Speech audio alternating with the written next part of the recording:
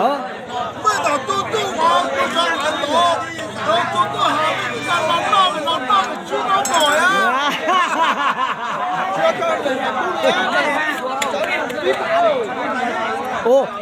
招呼上来有这给为啥我接了啊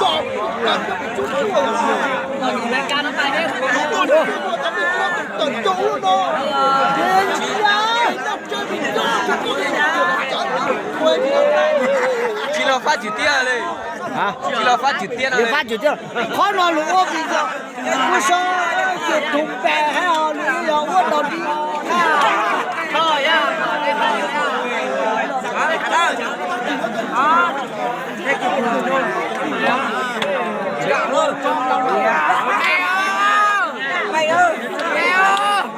ôi giờ chúng nó ta tóm một chạy không không không biết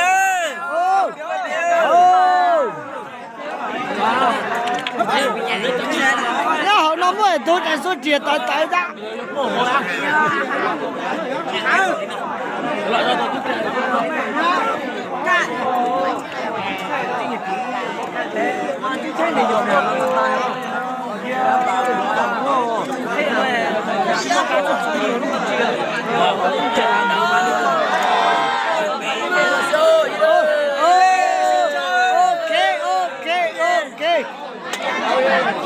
cho sạc đó luôn cho sạc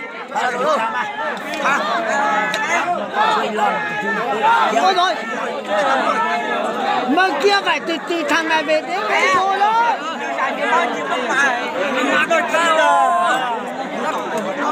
các cái nó có từ kia mà kia qua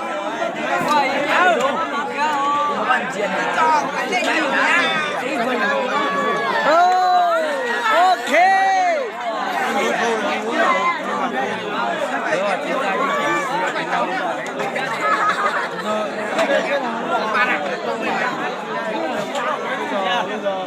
đồ nha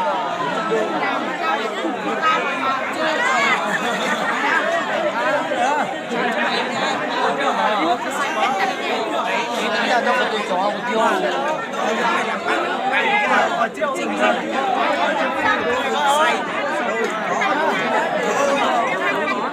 ô ít bán luôn cơ luôn trời mà ít bùa ơi cho sao ơi sao quay á dạ đi kéo cha không có phải nhá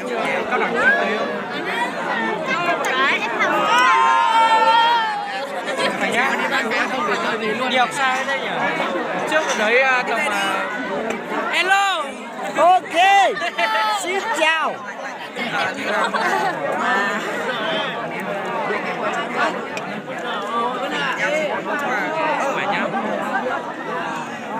em mới lại con nhỉ Siêu, tôi xa siêu. Thì cả bút cả tao lên.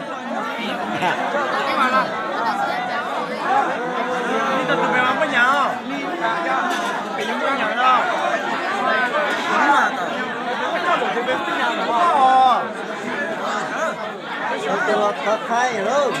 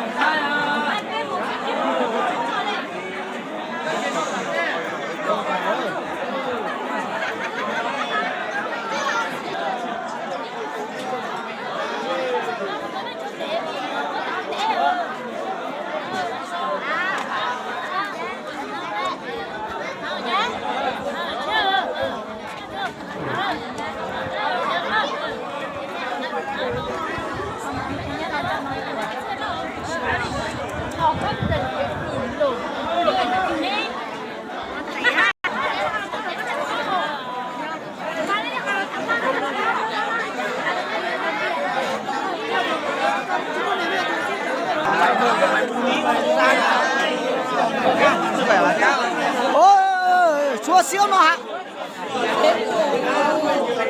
Ai da.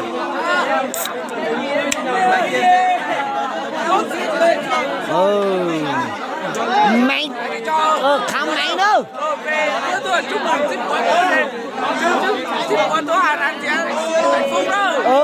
Trời ơi.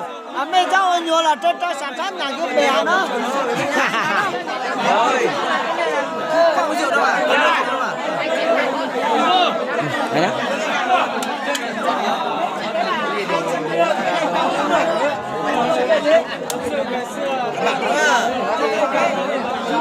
Cái đấy nó là phá lên rồi.